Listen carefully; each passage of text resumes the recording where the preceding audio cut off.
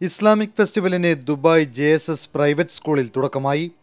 Dubai ഗവൺമെന്റിലെ Islamic affairs and charitable activities department director doctor Umar Khateeb, Islamic affairs and charitable activities department grand mufti Yada Al Kubaisi, retired major general police of ദുബായും JSS private school group സ്പോൺസറുമായ general Nasser Abdul Razaq Rasooki, consul culture of India Rahul Srivastav തുടങ്ങിയവർ Islamic ഫെസ്റ്റിവലിന്റെ വിശിഷ്ടാതിഥികളായി ഉദ്ഘാടന കർമ്മം നിർവഹിച്ചു.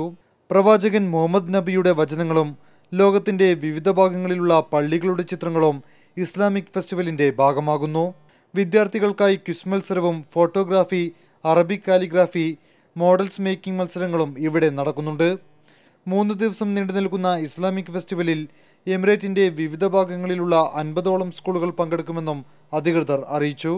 Dubai Islamic bank vice president Jafar, JSS principal Chitra Sharma, Ahmed Hameed, senior admin officer Ashraf Paliya, finance officer Govind Rao Naik തുടങ്ങിയവരും ഉദ്ഘാടന ചടങ്ങിൽ സംബന്ധിച്ചു.